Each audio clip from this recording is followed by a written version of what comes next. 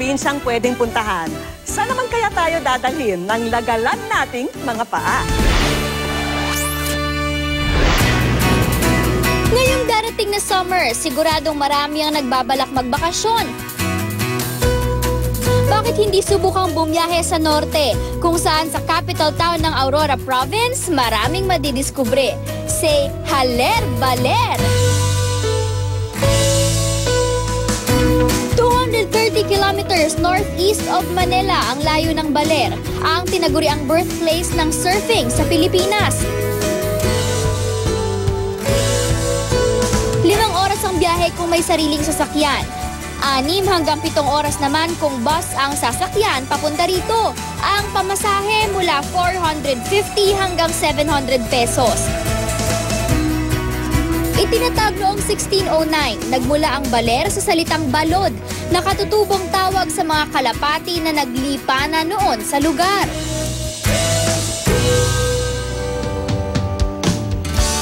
Kilala ang baler bilang surfer's paradise dahil sa higanteng mga alon na matatagpuan sa 2-kilometer great sand beach nito, ang Sabang Beach. Pero paano nga ba nagsimula ang surfing industry sa Baler? Dumating ang pag-film ng Apocalypse Now, which is American-Vietnam War. Isa sa mga nakuha nilang lugar na pagsushootingan ay ang Baler. Inirelease siya noong 1979, then ilan sa mga crew ang nag-iwan ng board. Then may mga bata na kumuha ng mangilang-ilang board. Ang kasikatan ng surfing sa Baler ang nagbigay daan para magbukas ang maraming surfing school dito. Ang the best na peak ng season dito sa Baler ay from October to April. Pag nag-rent ka ng board sa mga shop, ang kalakaran mo ay 200 per hour. At kapag with instructor, 350. But there's more to Baler than surfing. Pagkatapos maglaro sa dagat, siguradong kasing laki na ng mga alon ng inyong gutom. Dito sa isang kainan sa Poblacion Street, marirefresh daw kayo sa murang halaga.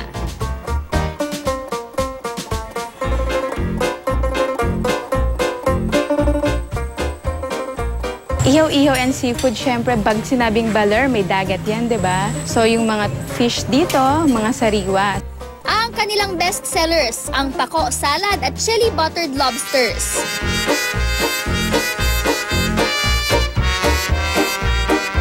Para gawin ang salad, pakuluin ang pako or seaweed for 2 minutes.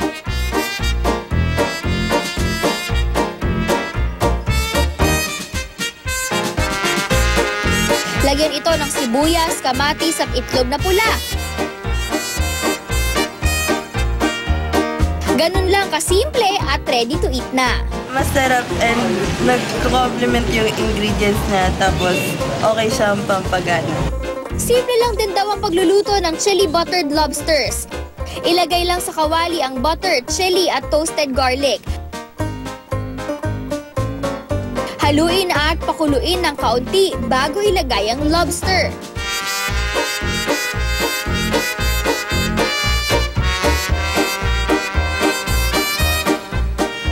Okay na okay yung ginawa nilang butter. Hinalo nila sa lobster kasi malinamnam. Sarap. Oras naman para busugin ang mga mata.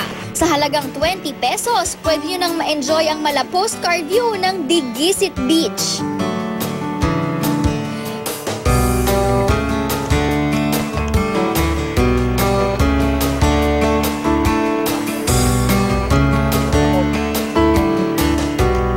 Dito sa Amco Digisit, pwede po kayong mag-picnic, picture taking, magligo sa pool. Kung gusto niyong mag-day tour sa Digisit Beach, pwedeng rentahan ang mga cottage na ito sa halagang 500 pesos. Mula 1,000 hanggang 7,000 pesos naman ang mga kwartong pang-overnight stay.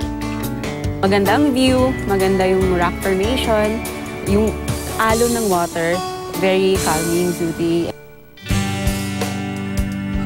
20 minuto mula sa beach, mararating naman ang Dica Salarin Cove. Isang tagong beach cove na may breathtaking view.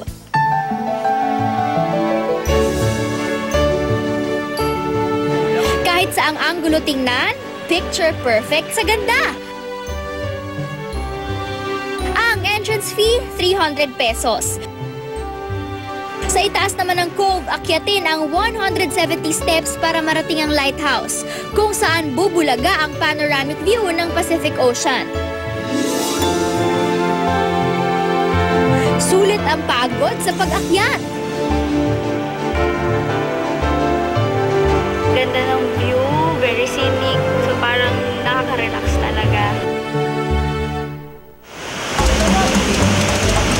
Bukod sa dagat, mayroon pang ipinagmamalaki ang Baler, ang naggagandahan nilang waterfalls. 15 minutes na biyahe mula sa town proper, makikita na ang Digisit Falls. Ang good news para sa mga mabilis mapagod, hindi kailangan maglakad ng malayo dahil matatagpuan lang ito along the highway. Ang Digisit Falls ay almost 30 feet ang taas galing sa highway o daan. At ito ay may layo na akyatin na almost 30 to 40 meters nandun ka na sa paliguan. Hindi mo kailangang pagpawisan ng marami para makaligo dun sa taas. Walang bayad para masilayan ang Digisit Falls, kaya one to sawa niyong ma-enjoy ang malinaw na tubig. Sadyang binigay ng pong may kapal. Super linis ng tubig, super lamig, at higit sa lahat, talagang kabibiliban mo na. Kung adventure naman ang hanap nyo, may nadiskubre kaming falls na sa good news unang makikita. Pagkatapos ng 30 minutes na biyahe mula Baler at 20 minutes na trekking, tatambad sa inyo ang Mabilaw-Bilaw Falls. Naman pong taas po ng falls ay nasa 81 feet. Sa ngayon po, dinedevelop pa lang po ang Mabilaw-Bilaw Falls. Wala pa pong entrance fee. Medyo mahirap na ang pagpunta sa falls. Sa lamig at linaw ng tubig, siguradong mapapawi ang inyong pagod. Masarap pong maligo sa Mabilaw-Bilaw Falls. Malinis, malamig, at sulit na sulit po ang pagpunta sa Mabilaw-Bilaw Falls. Kung adrenaline rush naman ang hanap nyo, subukan na ang bagong mga gimmick ng fish sport ng Barangay Zambali. Nag-start po siya last January 25, 2017. Naisip ko na magkaroon ng bagong activity dito sa Baler kasi minsan na sinasabi ng mga tourist na wala na silang ibang pwedeng gawin maliban sa surfing. Sa halagang 250 pesos per person, masusubukan na ang mga water sports gaya ng jumbo swordfish, crazy UFO at banana boat ride for 15 minutes. Matapos mapalaban sa water activities, siguradong mapapalaban naman kayo ng kainan sa buffet restaurant na ito na matatagpuan sa Quezon Street. Yung buffet namin ay 200 pesos. Kaya 20 bayans. Kasama niya may drinks, may soup, and dessert. Marami turista kaya mabilis bigay labas yung pagkain.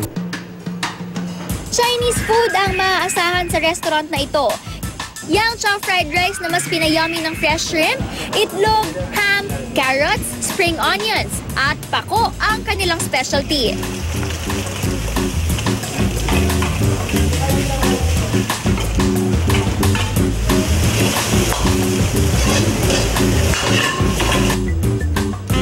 Masarap yung yan chow, tamang-tama yung lasa niya, at saka yung cream fresh na fresh.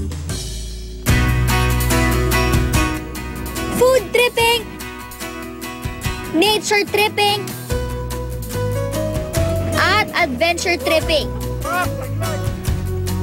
Ano man ang trip nyo, dito sa Baler Aurora matatagpuan ang hinahanap-hanap na ligaya.